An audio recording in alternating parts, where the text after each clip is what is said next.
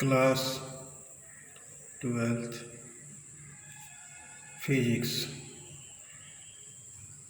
जैसा कि इसके पहले हम लोग देख चुके हैं, फर्स्ट लॉ किरचॉफ का, सेकेंड लॉ। फर्स्ट लॉ आप जानते हैं, law of conservation of charges पर निर्भर करता है, और सेकेंड लॉ जिसको लूप लॉ और किरचॉफ का वोल्टेज लॉ भी कहते हैं, यह जो है based on the law of conservation of energy, जिसकी चर्चा कल हो चुकी है। अब इस किरचॉफ के सेकेंड लॉ में साइन कन्वेंशन हम लोग कैसे करें।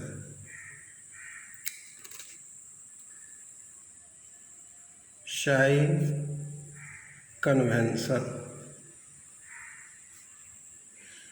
चिन्ह कैसे लेंगे ईएमएफ और वोल्टेज का, या तो यही चीज़ हम लोग देखेंगे। देखो,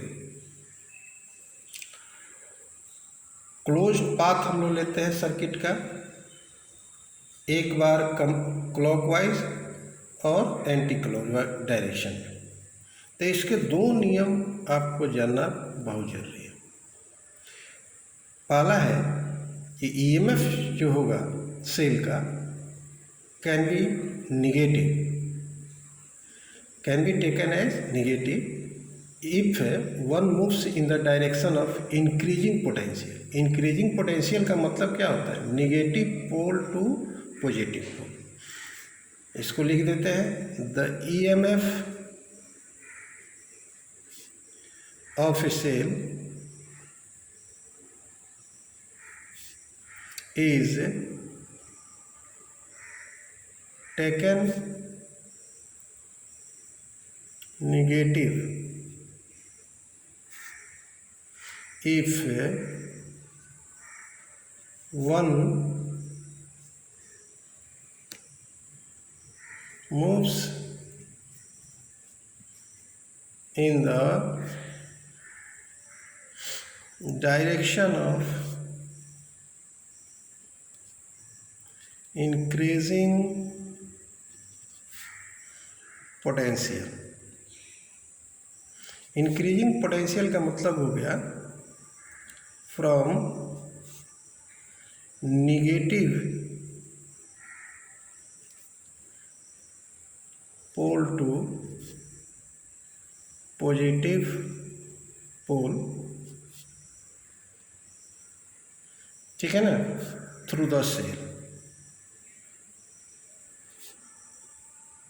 करंट का ऐसा डायरेक्शन हो, निगेटिव से पॉजिटिव की ओर जाता हो, तो इंक्रीजिंग पोटेंशियल उसको मानते हैं, through the cell. And is EMF is taken as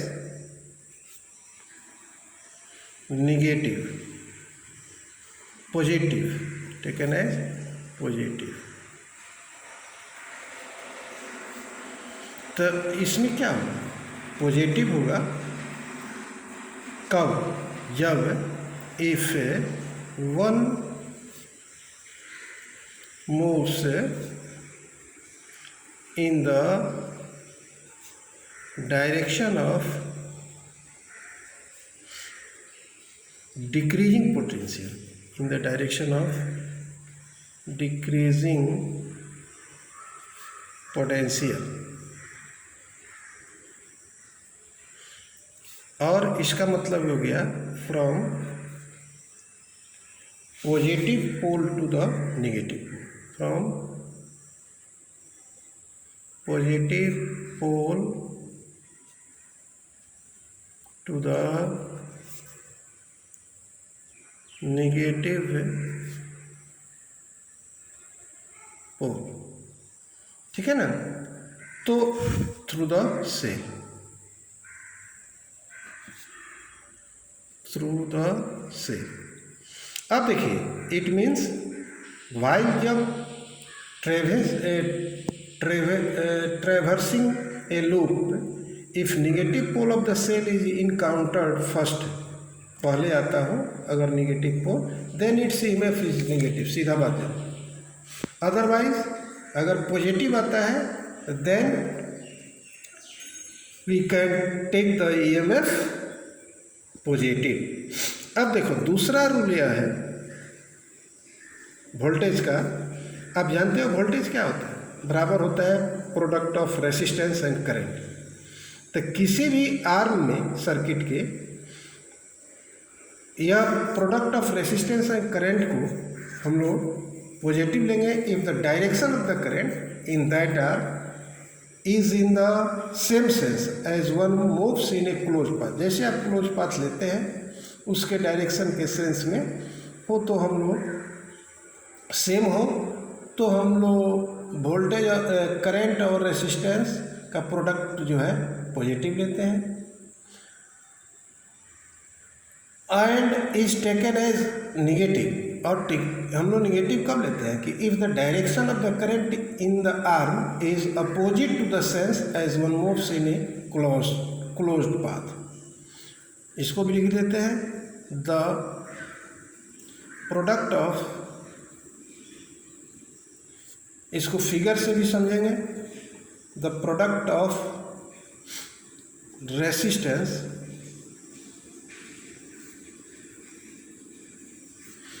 and current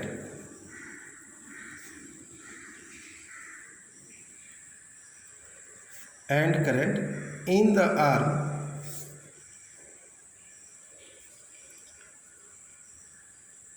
of the circuit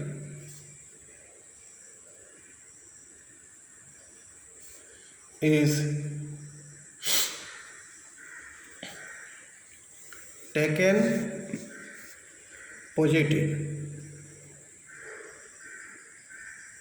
if the direction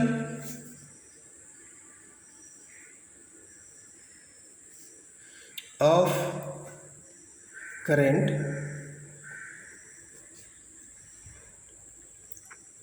in that arm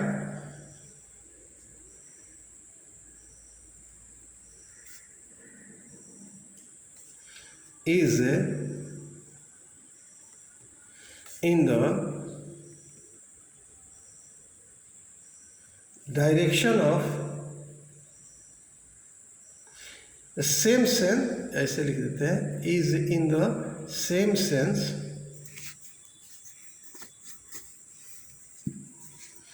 as one moves in a closed path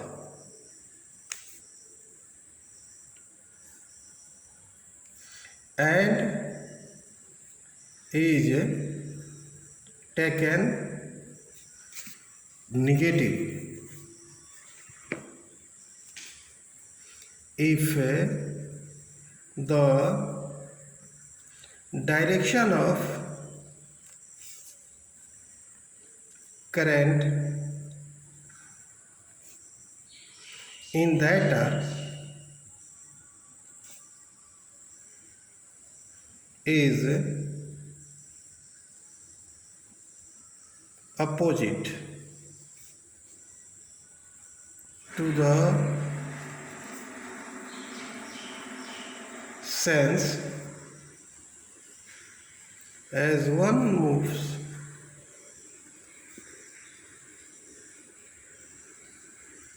in a closed path। ठीक है, अब देखिए इसको figure के द्वारा यही नियम को हम लोग समझेंगे अब कि कैसे अप्लाई करते हैं। फिगर एक क्लोज पाथ का सर्किट बताते हैं और उससे हम लोग कैसे इसको समझते हैं। जैसे मान लो यहाँ हम लोग एक सर्किट लेते हैं, यह मान लो एक सेल जुट गया, इस सेल का ईएमएफ हम लोग मान लेते हैं E1। यहाँ एक रेसिस्टर जोड़ दिए,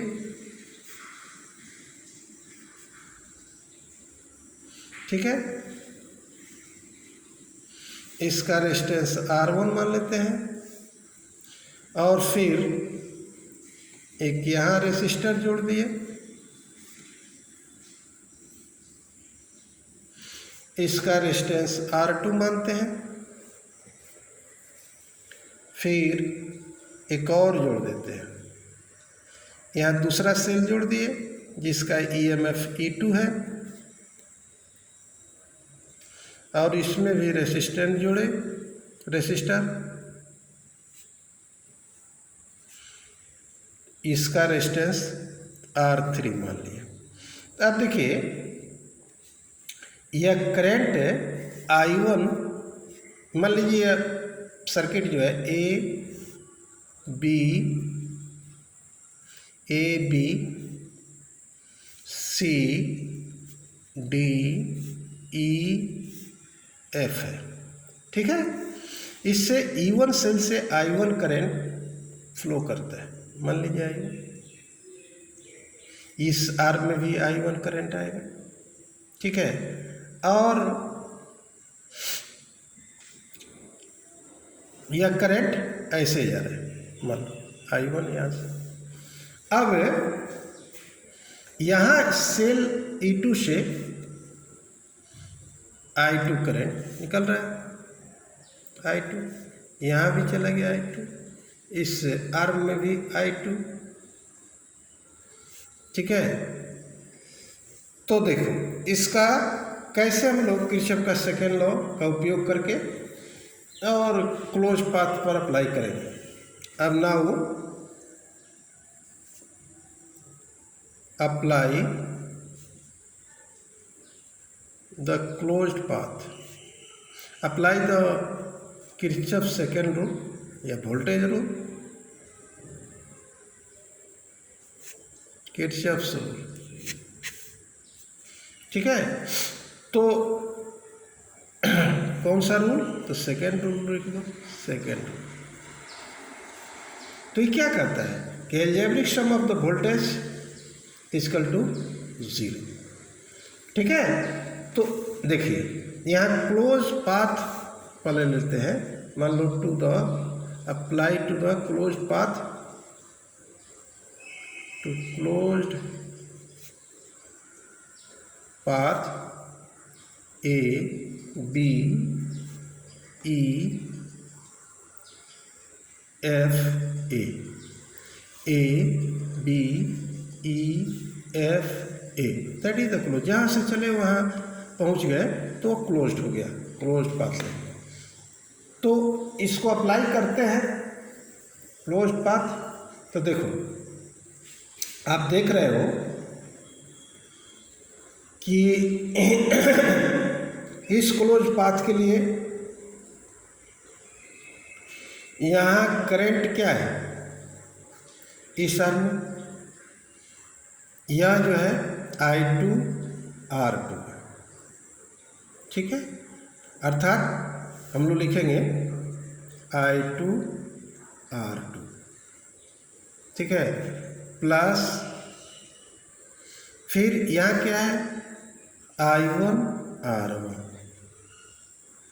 दोनों को पॉजिटिव लिए। क्यों लिए हैं?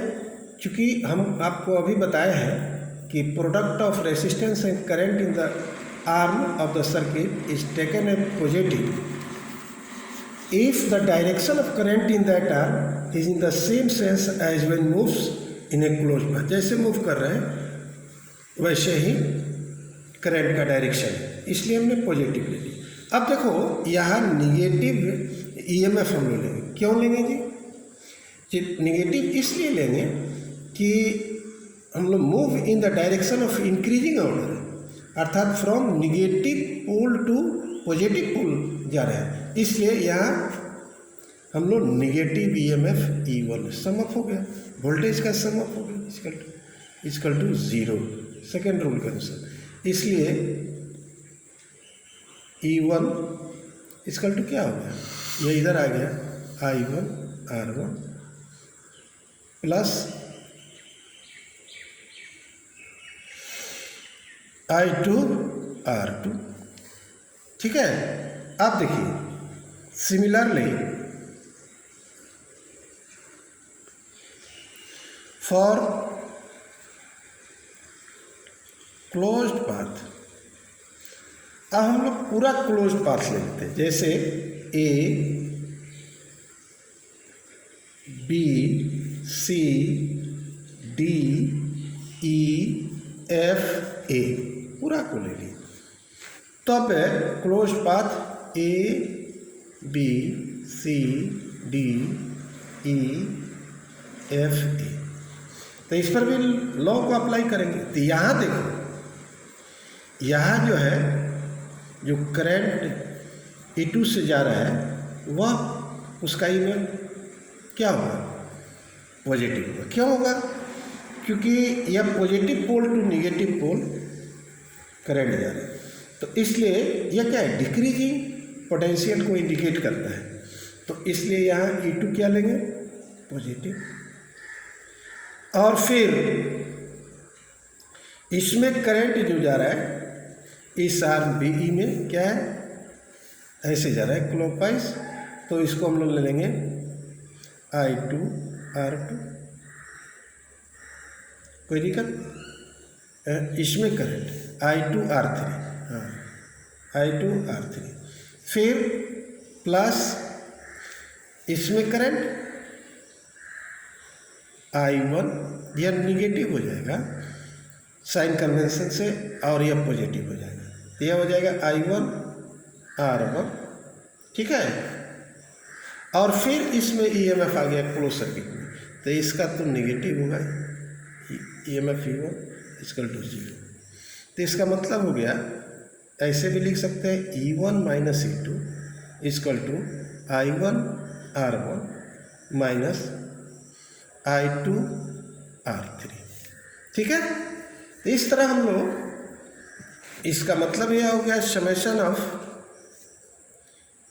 EMF equal to summation of voltage that is I into product of current and resistance. एक बात ध्यान देना है, the above relation is true when there is no capacitor in the circuit. अगर कैपेसिटर इस सर्किट में हो जाएगा तो above relation is not correct, उस पर यह नियम तब गड़बड़ हो जाएगा, नहीं हो पाएगा।